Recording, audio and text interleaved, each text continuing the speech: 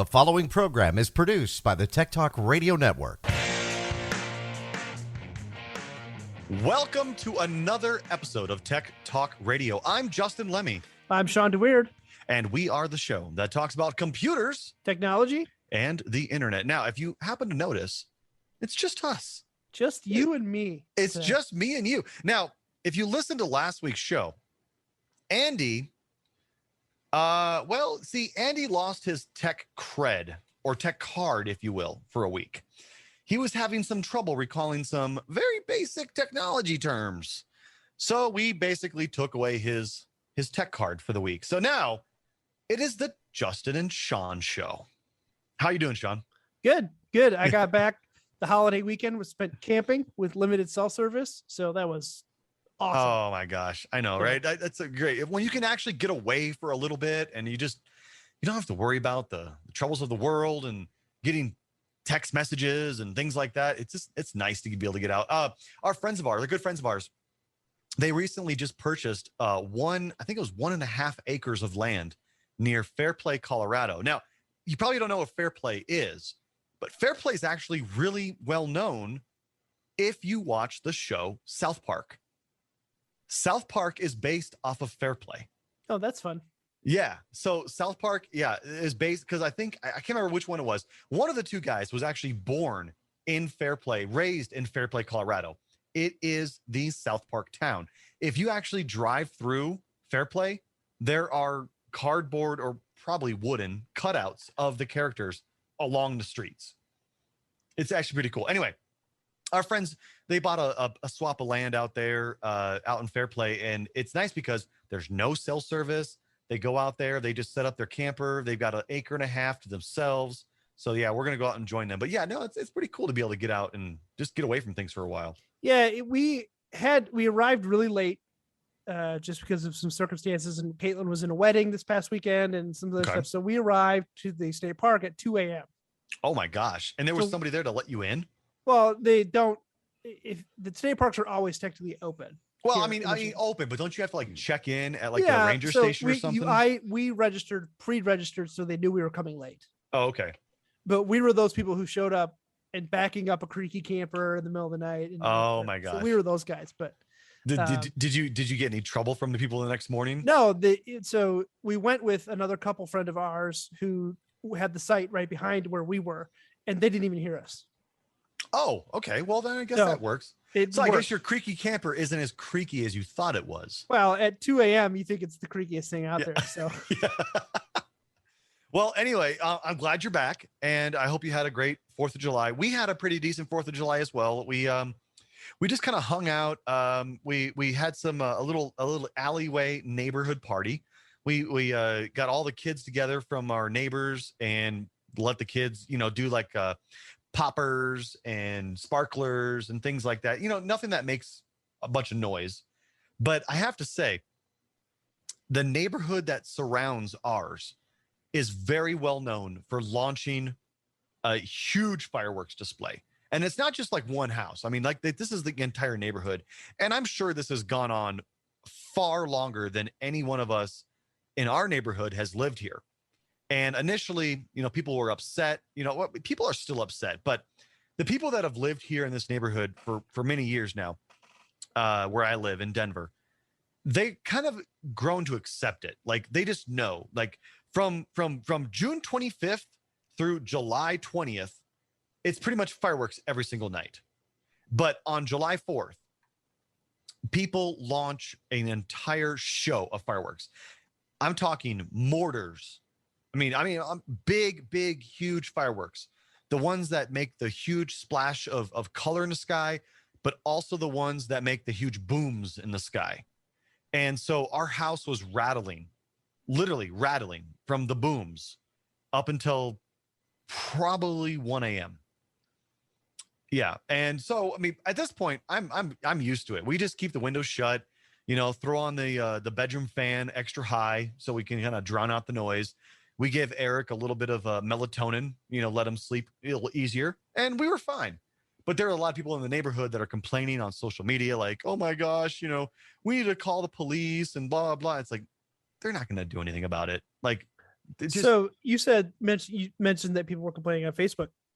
Our neighborhood Facebook group, because Caitlin's still on Facebook, have apparently had enough complaints that they've said we're no longer allowing complaints on the Facebook page because it's 4th of July. Let people deal with the fireworks. Yeah. Like it's okay to let people celebrate for a day or two.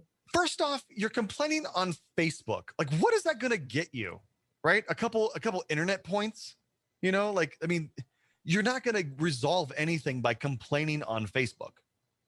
I don't know. I don't get it. I mean, our neighborhood, they pretty much stopped complaining on it.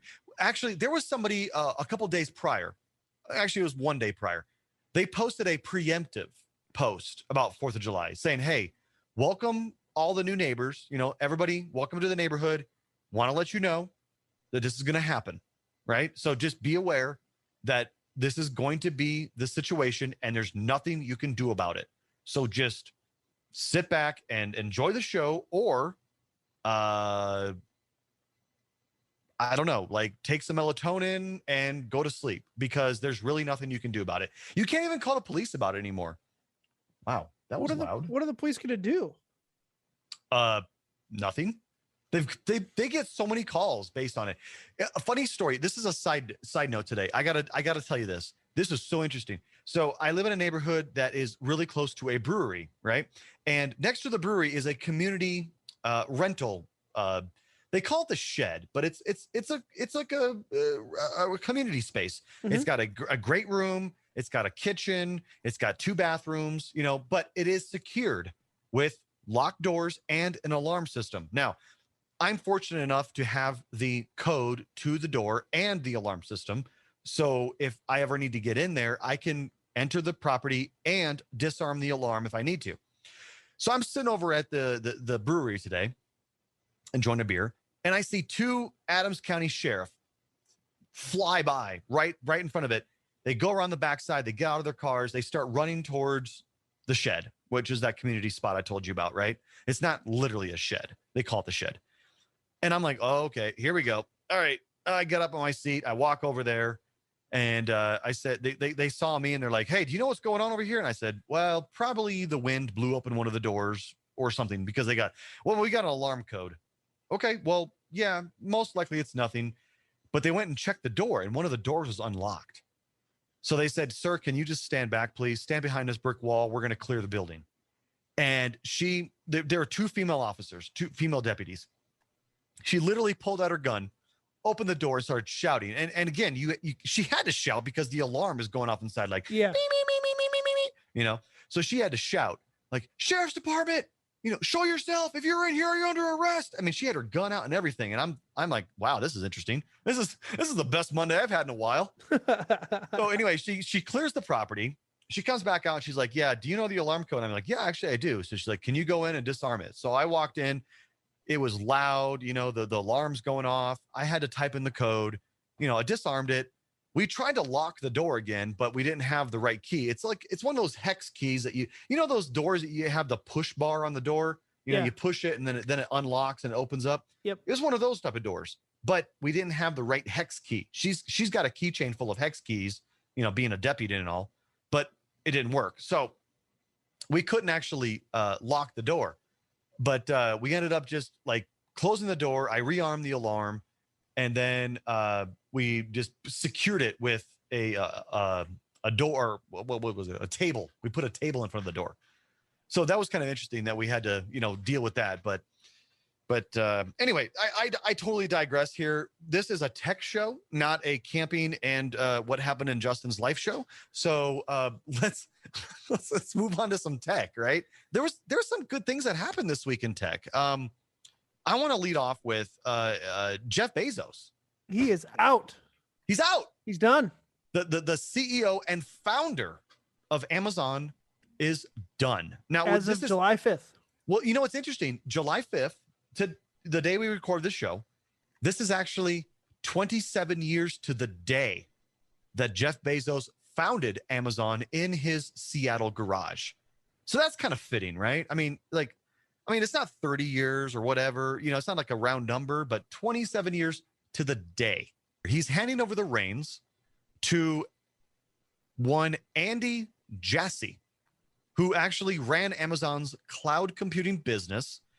So yeah, I mean, look at AWS, right? AWS pretty much runs what, 60-70% of the internet. It's impressive how in the internet's time, it's Amazon Web Services has grabbed so much cloud computing and just how much of the market they own in that. Because, even still, you have people, maybe even a lot of our listeners, you say, yeah, it's all stored on the cloud. Mm-hmm. And well, the cloud is just somebody else's computer. Right. But then you get those old people that look up and are yelling at the clouds, like in The Simpsons, because they don't know what it is. Old man yells at cloud, give me my data. Yeah. So, but it's crazy how it was not necessarily a pipe dream to do computing over the internet, but at how fast we got to where we are and how much of our data is stored on Amazon's web service. Yeah. And even one small outage, like last year when the Eastern Data Center went off for a period of time, how many websites were out because all of their data is on those web servers. It's just it's an interesting trend in technology, and it's interesting to see that 10 years ago, the cloud really didn't exist. Yeah. What does the next 10 years hold? It's an interesting question. It's an interesting paradox because certain people want to move more into the cloud. They want to be able to get their data anywhere at any time. But then you've also got a lot of people that they don't want the government or any company really spying on their data. And that includes Amazon, Google, Amazon, Apple, all these companies, Facebook, they spy on your data. As a matter of fact, I mean, I've told this story time and time again, how I have an Amazon Alexa or an Amazon Echo, excuse me. And this is before I got the Google Home. But I used to walk around one day and I was like, you know what? I'm just going to mess with the Amazon because they say they don't listen to your everyday conversations. The device only listens when you give the keyword Alexa. Then it turns on magically and it listens to your data. I said, no, there's no way. This can't be right. So I said, I'm just going to walk around the house and mention high-priced things. Rolex, Bugatti, Ferrari, Lamborghini, constantly throughout the day. I would just say the words. And then miraculously, all of a sudden, I just started getting ads on Facebook for Bugattis and Lamborghinis and Rolexes. They don't listen to you? Yeah, right. Yeah, well, they say all of that data is getting stored in their cloud. And they say they don't listen, but then there are a number of court cases that have used unkeyworded recordings of murders. Mm-hmm. Now, people are going to say, well, you shouldn't have murdered somebody. Well, okay. Well, Amazon shouldn't be said. listening to me in the privacy of my own home. True. Regardless of what I'm doing. It's just, it's wild. I like to think that they're going to do it anyway. Yeah, exactly. I like to think that I'm trying to get a grip on my data, but at what point can I just say they have my data? I mean, you're just getting sucked in. My phone is listening to me right now. Yeah, of course it is. So is mine. Zoom is probably listening to us right now. Probably. Because we're using Zoom. Microsoft is probably listening to us when we record Skype. Sure. Right? Why not? It's just, hey, everybody just join the party, right? It's one of those things where you just have to trust the company. And that's the big thing. It's trust. I mean, come on. Okay, right there. You said it. Trust. Right? How much do we trust companies with our data? Right? I mean, there's always hacks. There's always things going on. And it's actually kind of interesting because that just kind of brings us to our next topic. You mentioned the very, very popular audio recording software, Audacity, right? Correct. So now, they just got bought. Yeah, Audacity wasn't it a free audio? It still is free. It still is free. So Audacity is a free to use audio editing program. You can get a microphone, get Audacity, and then just record your own podcast using Audacity for free. Yep. But they just got bought. So the headline of this article is popular Audacity audio app dubbed spyware by users over policy changes from new owners. So a little background on Audacity. It was released in 2000. It served as a useful audio tool for both Windows, Mac, and it's just worked. I use it all the time for stuff. Yeah. It's free and open source, which is huge in the community. Earlier this year, a group called Muse Group acquired the development project and would be continuing to be the main fork of Audacity. There hasn't been many changes, except July 2nd, they added an Audacity privacy notice, and it includes new data collection provisions. Uh-oh. The new owners break down the two main types of data they'll collect, including data for analytics and for legal enforcement.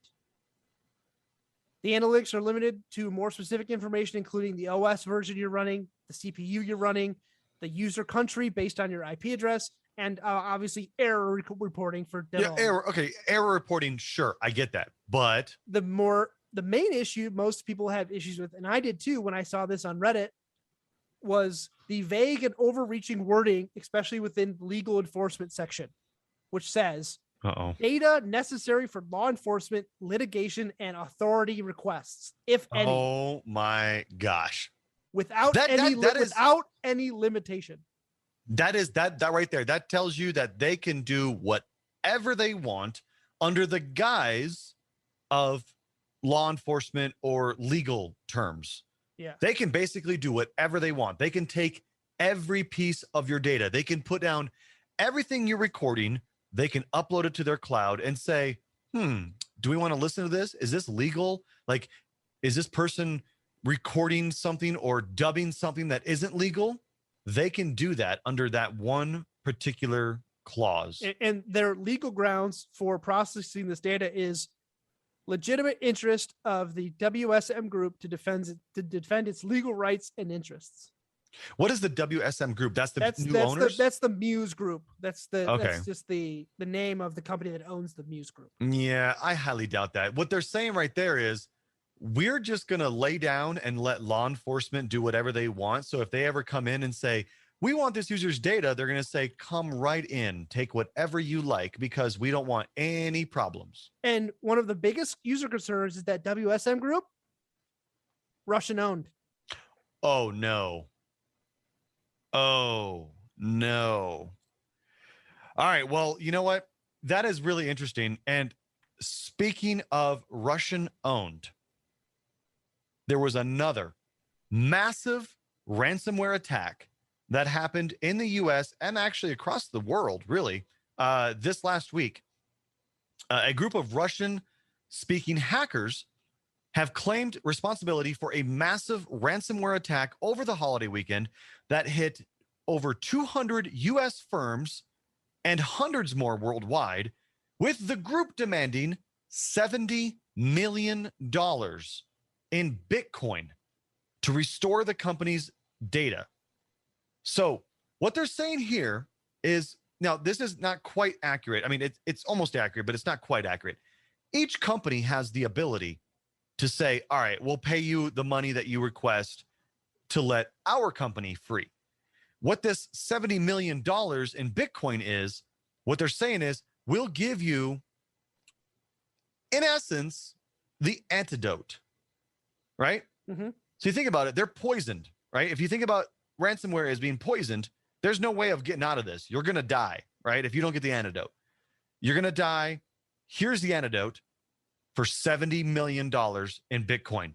We'll give you the software that will unencrypt your drives, every single one of your companies, every single one of you. 70 million, done and done, we'll walk away.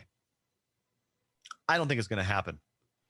I don't think it's because you do this just like what they did with JBS, the meatpacking plant up in Colorado, just north of here. They hacked them like a month ago, right? JBS paid them the $10 million bounty. And what does that do? What does that tell hackers? It incentivizes them to, hey, let's just keep hacking. Let's keep doing this. We're making a crap ton of money. Exactly. So again, now this Russia, what's interesting, if you want to look at this from a political standpoint, just a few weeks ago, President Joe Biden met with Russian President Vladimir Putin, whatever. I don't care. They said, hey, guys, don't be attacking us anymore, right? If you do this, we're going to have a swift response. Now, say what you say about Joe Biden or whatever.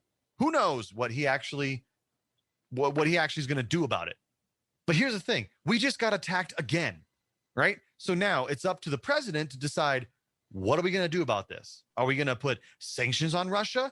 Are we going to go to war with Russia? I mean, what's going to happen? Like they keep doing this. Yeah, but this also wasn't just US based companies, right? It was worldwide. Mostly affected in Sweden, where hundreds of supermarkets had to close because their cash registers were inoperative because all of this data was hosted in the cloud. Or New Zealand, where schools and kindergartens were knocked offline because all this information was stored online. Again, in the cloud. That's the thing we were just talking about. Yeah. Like, how much do you trust companies with your data, right? Like, you're going to get hacked. And it's interesting to think of it this way, too, because you could have the most secure server where nobody could get in, but one person leaves their password written down on a notepad somewhere, or uses an email to forward a password to somebody in clear text, or texts a password, or it's physical security is part of internet security, which you think the two are separate, right? You think that locking your doors at night wouldn't be part of internet security, but it is. It really is. What is the old saying? The most secure server in the world is the one that's not connected to the internet. Correct. Right? I mean, but that's true, because it doesn't matter what type of firewall you have behind it, your server is vulnerable. Period. I mean, there are hackers out there. If they want it bad enough, they're gonna get it. Now, what was the you mentioned something about Western Digital, right? Yeah. So Western Digital had a hack not that long ago. So Western Digital is known for hard drives and network connected hard drives. So they had a series of hard drives called the Western Digital MyBook, which all it had on the back was an Ethernet cable. You plugged the Ethernet cable in, you connected it to your network, your router, and you were able to transfer data to it. Well, Western Digital, they stopped supporting it a couple years ago, according to this article. Hackers were able to get in, figure out a way to execute a code that started wiping these hard drives remotely worldwide. Oh my gosh. So if you had one of these MyBooks hooked up to your router that could see the outside internet, there is a chance that it could have been wiped. Now, if you have one of these Western Digital MyBooks, unplug it from the internet immediately. Yeah. You think? Yeah. Yes. Because that. You could go check your data and it's gone. Yeah. And that's like some people, they buy these things and they're like, this is, they put all of their memories and all their precious moments and all their data. They put this on this MyBook or something similar, thinking it's going to be safe. It's going to be safe. And they don't have it. They like all of a sudden now they're back to absolutely nothing. Yeah. Could you imagine though? Like, hey, I need to take these pictures for my 4th of July holiday and dump them onto my network. And then you're like, hey, I have 2 terabytes free of my 2 terabyte hard drive. What happened? Where is all of my data? Exactly. Gone. Yeah. Oh my gosh. I don't know, man. I mean, like we go more and more into the cloud and it seems more and more we're getting these attacks. And this is kind of the world we live in. I don't know what to say. I don't know how we're going to be able to do this going forward. I mean, something's going to have to change. I don't know. Something, whether it's regulation or we start becoming more tech centric and have more offline stuff than not. It is what it is, but it is what it is. All right, folks, we're going to take a quick break. When we come back, we'll talk more about Windows 11, video games, and I got a couple of new cool things. And Shawn also has a brand new PC. This is Tech Talk Radio. Find us on the web at techtalkradio.com. We'll be right back. And now, back to Tech Talk Radio. This is Danny Trejo, and you're listening to Tech Talk Radio. And you better keep listening or I'll come looking for you. Welcome back to Tech Talk Radio. I'm Shawn DeWeer. I'm Justin Lemmy. Now, last segment we were talking about Western Digital. We're talking about ransomware, hacking, things like that. This segment, we're going to talk a little bit about what's coming in the future, and that is Windows 11. Windows 11, which I don't know. I really thought they were going to call it WinOS. Wow, okay, yeah, because it looks like Apple. It looks like Mac OS. Yes. Yeah, I thought they were going to call it WinOS because a lot of the stuff is the UI experience is going to be very similar. That right there is my Mac first OS. problem. That's my first problem with that I do not like Apple, right? Yeah. You know this. Everybody knows this. I don't like Apple. Why are you doing this? Why are you trying to make things like Apple? You're not Apple. Rounded edges. Are you giving in to Apple? Like, are you saying, okay, we want to be more like you because you're successful? No, why? Yeah, it's not like they have a whole phone ecosystem that worked out for them. Well, okay. First off, Android owns like 70% of the market share, Correct. like worldwide. Okay, Apple's only 30%. Now, yes, in America, Apple's like 65% share. But still, worldwide, Android is by far the best phone. Correct. But yes, okay, so other than just the fact that it looks like Mac OS, what is this whole thing about TPM, the Trusted Platform Module chip? They've had that for a while, but they're trying to replace it. From what I read, they're trying to use it to replace like secures the smart card logins and some of the other types of things. Who uses smart card logins besides military? No idea. Well, yeah, good question, Justin. No clue. But the issue with it is that older processors are not going to support TPM 2.0. Yeah, you need at least an 8th gen Intel or a Zen 2 equivalent. Yeah, or equivalent. Yeah. So like I'm sitting on an Intel i7 8770. Right? I'm barely at the minimum requirements for Windows 11. Right. But the thing is, it's like the CPU. So it boggles my mind that they're doing this TPM 2.0 because the requirements for Windows 11 are only 1 gigahertz. Like, yeah, I mean, that doesn't make any sense. So the clock speed unless they're talking about virtual machines. I don't know. I mean, you could just split up your virtual machine. If you're running ESXi, the virtual machine host, you could potentially, and that's with the question mark, like potentially deploy a couple virtual machines, each with 1 gigahertz of an i7 8770 processor, with a little bit of memory. Maybe that's what they're talking about, like a minimum of 1 gigahertz.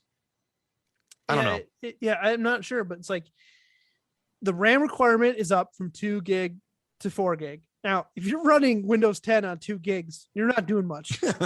Yeah. So yeah, you can see that again. running something on 4 gigs, you're still not doing that much.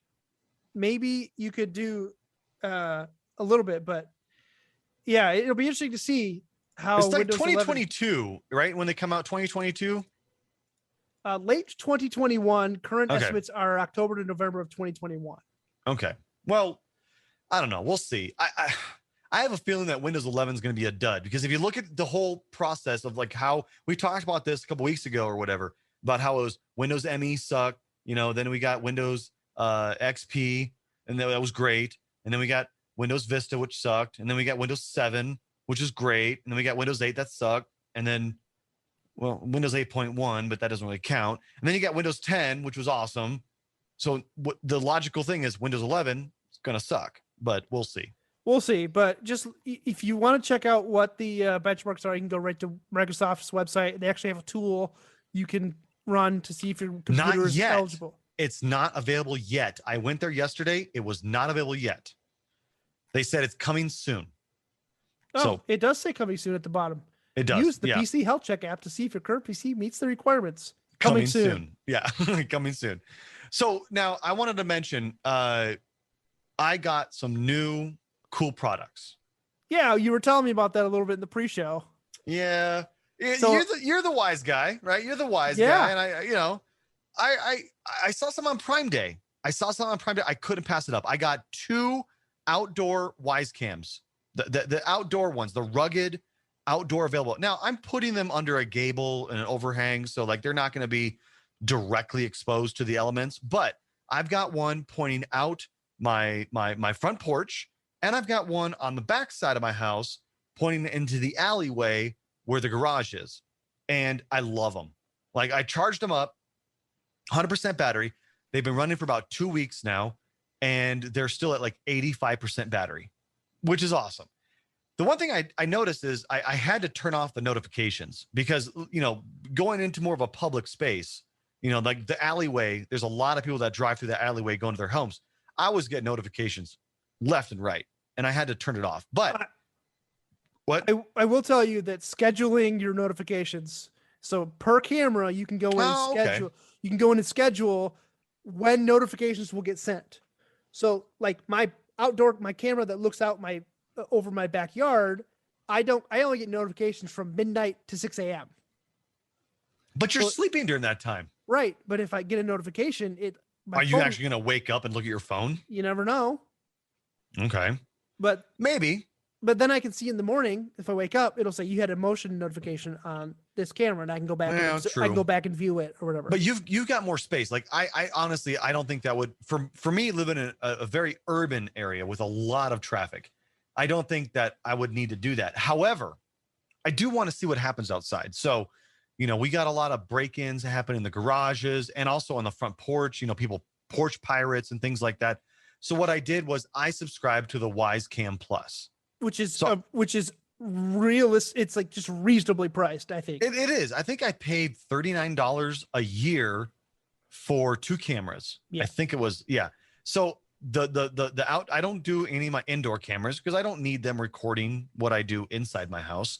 But outside the house, I've got both the garage cam and the front door cam on Wyze Cam Plus. So I can go back at any time. So in the future, my neighbor says, "Oh, my car was broken into at 2 a.m. Anybody got any security cam footage?" I can look at my cam and say, "Yeah, actually, I saw who did it." I probably can't make out their faces or any identifying marks, but I can say, "Yep, your car definitely got broken into. Here's the footage." But anyway, but that's kind of the cool thing about that is being able to have that ability to review your camera footage whenever you need to. And again, that's what the Wyze Cam Plus version. So you need to subscribe to that. But the outdoor cams themselves, I got 2 of them with the base station for $75 on Prime Day. That's a great deal. And you're not the only one that's told me they've done that. I've had several other of my friends who knew about my Wyze Cam say, "Hey, I had the pan and tilt version that you recommended. I love it for checking out my cats." Yep. They bought the same thing, the 2-pack bundle of the Wyze Cams. So, yeah. But what I really like about it, and what I use it for too, is the Wyze Outdoor Cam has a little unknown feature to most people, travel mode. You mentioned that once before. So you can turn it on and hold the sync button down to enable travel mode, which will then allow you to treat it as an access point where you can connect to its Wi-Fi and then in the app see the Wyze Cam. Nice. So I can mount it to my trailer and have it set so it can see over my campsite while we're not there.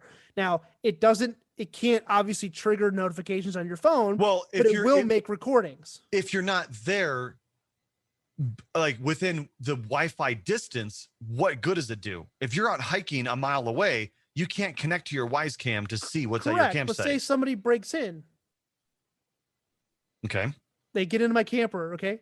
I can come in and then look at the Wyze Cam on the app, see there was a motion recording, download it to my phone. It's stored. So do you still have to have the SD card in it, right? Yes, you have to put an SD card into it, which I've got a 64 gig SD card there, and you can tailor it just like you would when you're connected to your base station to how long you want the recording to be.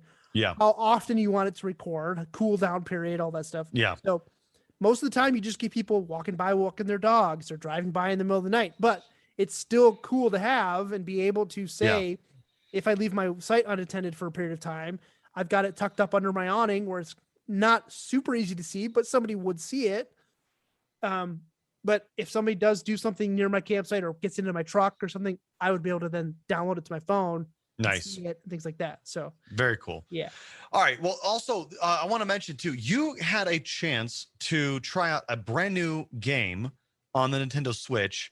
Andy had sent over a code for one of us to try it out, and you happened to grab the code before I did. So what is this game called? Yeah, so this game's called Fly Together. It's a game made by Northplay Entertainment Studio Design Studios. Northplay Design Studios. They're basically, they quote it as challenge your inner air traffic controller. Oh, Now, the main reason why I wanted to try this game is there was an iOS game back in 2013 that I really enjoyed that was very similar to this, where you drew little lines and I think I know what you're talking about. Yeah. tried to land them on, aircraft carriers and, Mhm. All this stuff. And I really, really had a lot of fun with that. Just my love of aviation, and I like playing flying games, things like that. So this game really kind of kicked that into high gear again. And I was able to take to the skies and fly some planes. And what I like about it is they're real planes. Yeah. You get to fly Cessnas. You fly little, Oh, but you yeah. get I'm to, looking at screenshots of it right and now. you upgrade your airport, and you spend money on other airplanes and things like that, and upgrading your air traffic control tower and things like that. And I have not played the multiplayer version, and a lot of the reviews say it's more fun with more people. Okay. So how many people can you have per game? 8. Oh my gosh. 8 people per game. So Yeah. you've got 8 air traffic controllers all directing planes at the same time. Like I said, I'd have to watch the multiplayer trailer, but it seems like each person would get their own plane to ferry around, but you still have to watch out for environmental things like tornadoes and thunderstorms and other planes. Oh my And gosh. it's really, really fun. And one of the takeaways that I had from it, 0 microtransactions. Oh, in my interesting. experience, in my experience with the game, and just playing through the single player campaign, Yeah. there Well, was. Nintendo's really not known for having microtransactions. I know, but I just want to tell people that it's a pleasure to have a game where you earn in-game currency, and that's how you unlock things. And the progression was very nice and very smooth. I didn't feel like I was getting caught up in, I have to beat every single level and get 3 stars to advance and things like that. So it was a very good single player experience. I'm excited to get some multiplayer into it. And when I do that, I'll talk about it some more, but it's called Fly Together. It's available on iOS, or I'm not, it's available on Nintendo Switch. Yeah. The version you played before was available on iOS. They yeah. are available. Most of their games are available for Switch, iOS, Android, and desktop. So I'll have to Nice. look. This game may It's be available on all those $15, right? $15 on the yep. Switch store. Yep. Awesome. I also quickly want to mention before we go to the break, I picked up Mario Golf, the new Mario Golf for the Switch. That is a ton of fun. It is not super technical like Tiger Woods PGA Tour or whatever, but if you're looking for a very fun experience by yourself or even with friends, I'd say go for the new Mario Golf on the Switch there. You are about the 4th person to tell me that, so I'm probably going to get it after the show. You need to. You definitely need to. And you need to send me your friend code so I can play with you. All right, we're going to take ourselves a quick break. When we come back, we'll talk about Shawn's new PC, and I also got an addition to my family. This is Tech Talk Radio. Find us on Facebook at facebook.com/Tech Talkers. We'll be right back. And now, back to Tech Talk Radio. Welcome back to Tech Talk Radio. I'm Justin Lemmy. I'm Shawn DeWeird. All right, so last segment we talked about a little bit about video games and Windows 11. Speaking of Windows 11, you just got a new computer? Is that right? It's one of those things where I wasn't expecting to get a new computer or new parts or new pieces until a friend of mine says, "Hey, I'm gonna sell you this motherboard." I was like, "What are you talking about?" Wait, What? he's going to sell you the motherboard. You, whether you like it or not, I'm going to sell you this motherboard. And he was right, because I bought it. But the reason he sold it to me was because he got a Newegg shuffle for a 3060. Ooh, wait.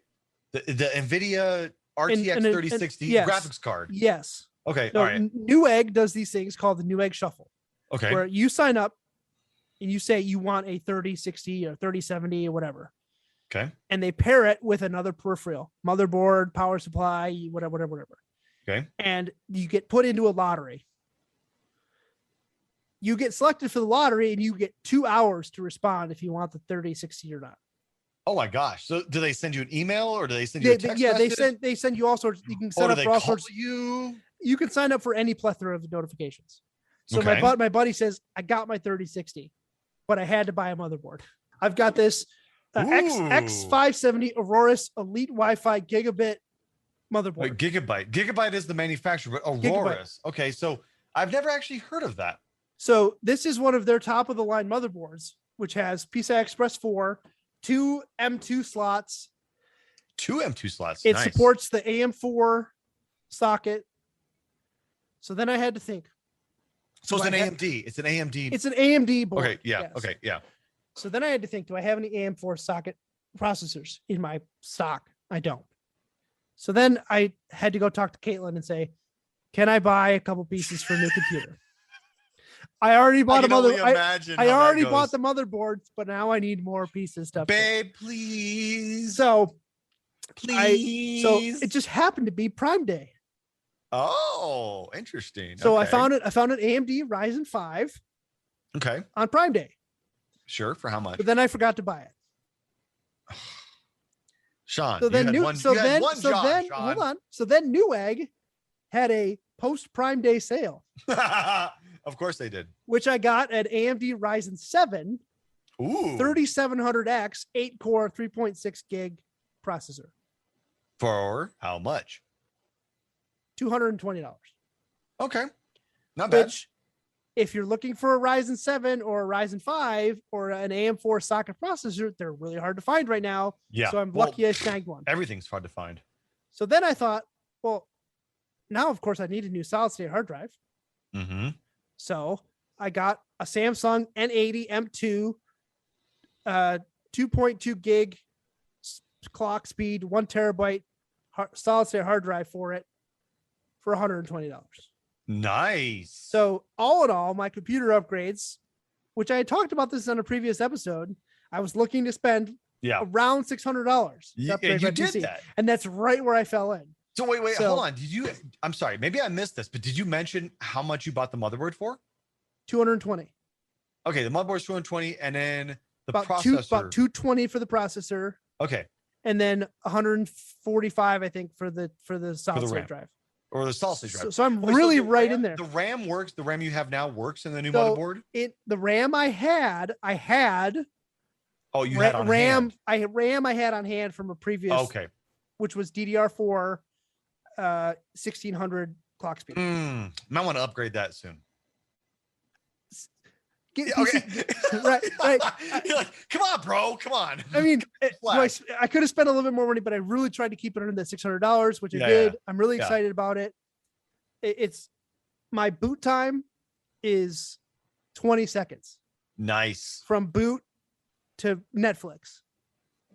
Nice. So I'm really excited about it. It's a big upgrade for me because I will share a picture of the motherboard that I had in there before, Yeah. which do that. was an iBuyPower micro ATX board with one PCI Express 3.0 slot on it. Oh my gosh. Yeah, do that. And check out the pictures that Sean's going to post on techtalkradio.com. Now, I also have something that I purchased just today, actually, as of recording of this show.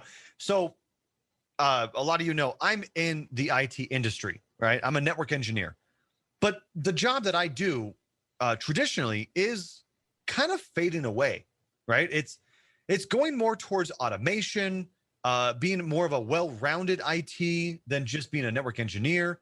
So I needed something that I can kind of up my skills on a little bit, keep my skills sharp, if you will, right?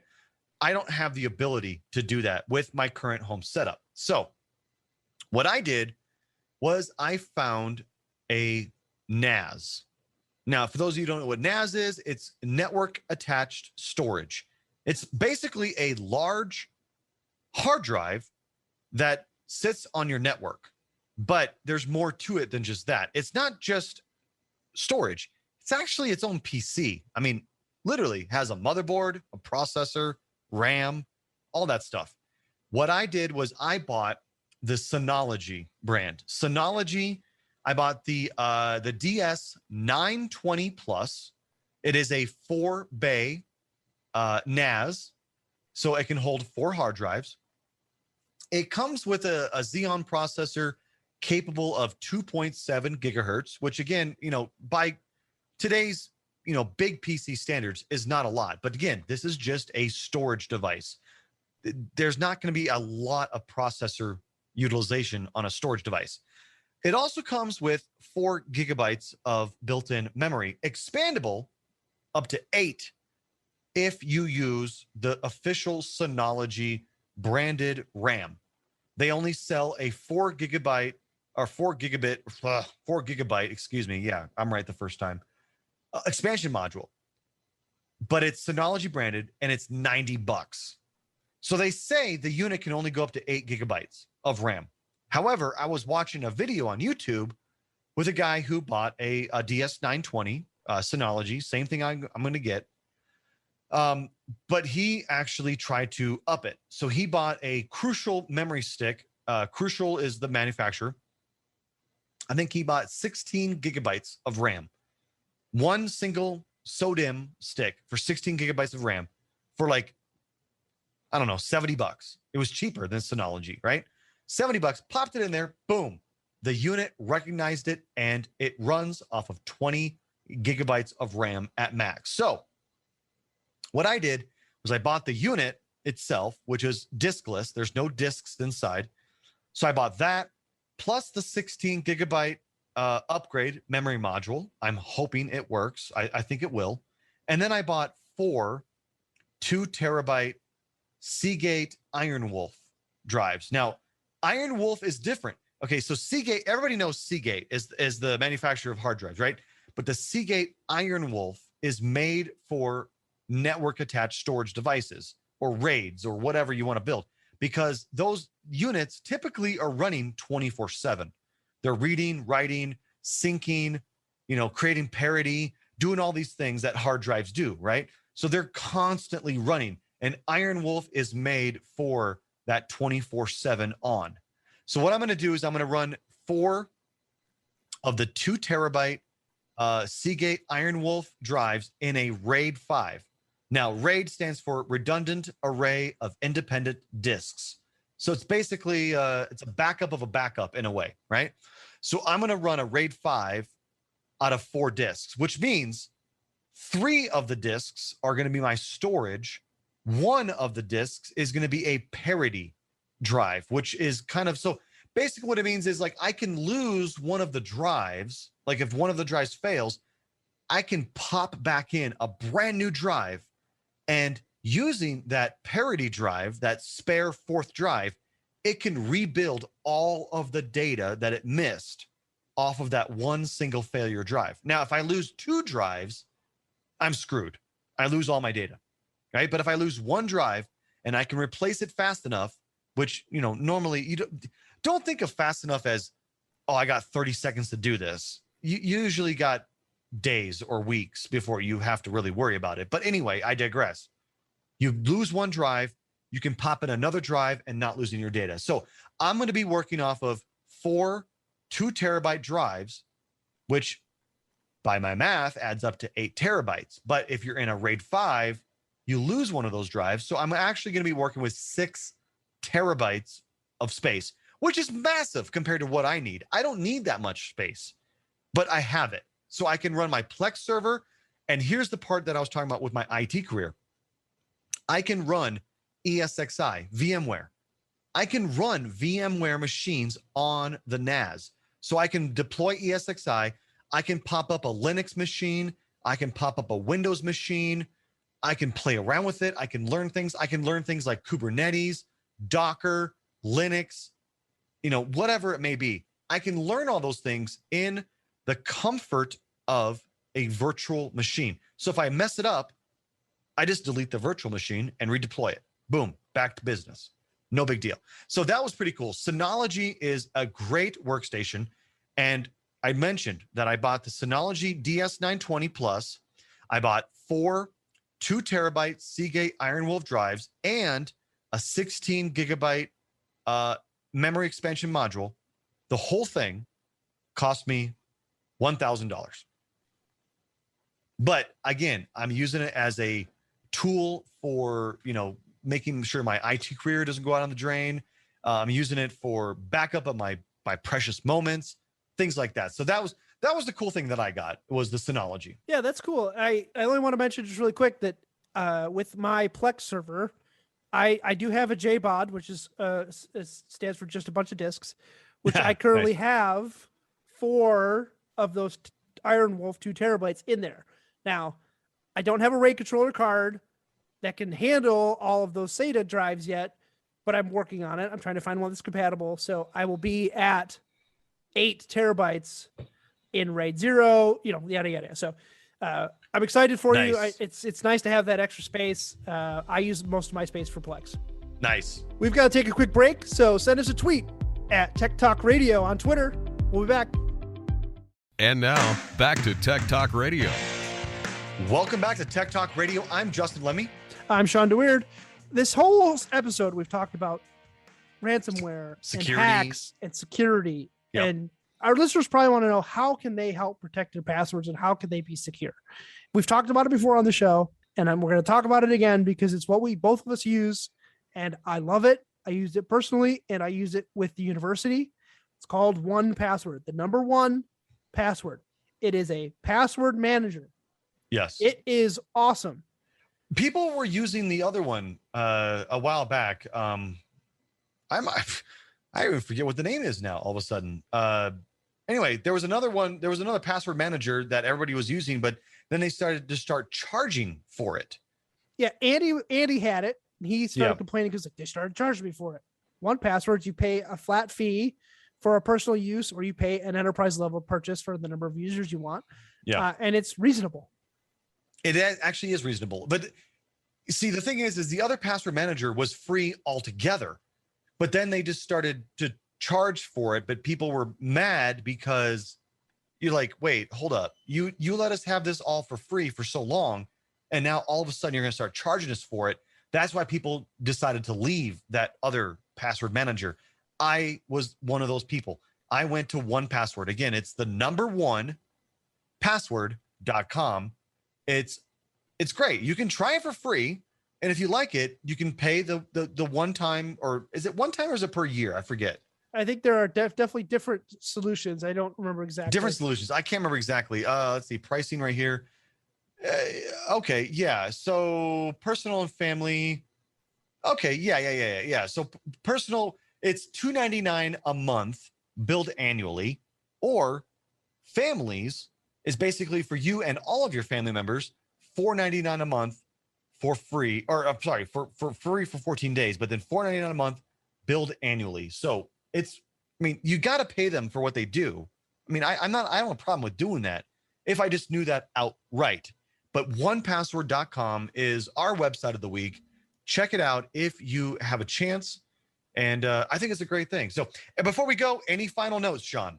I'm just going to say, I'm telling you, 1Password is the way to go. It's just so great to use at an enterprise level because it prevents sharing of passwords on an unsecured network via email or text message. So if you forget a password to a server, you don't have to email or text. You just say, oh, I'll just jump on my 1Password. And it's there. You got to log in using your master password. It's super secure. And get out of the habit of writing down your passwords in a notebook. Absolutely. All right, guys, that is it for this week's episode of Tech Talk Radio. I hope you had a great time. Thank you for hanging out with Shawn and I. Shawn, have yourself a great week, man. You too, Justin. We'll talk next week. All right, guys, and you as well at home. Thank you for listening. We'll see you next week. Have a great one.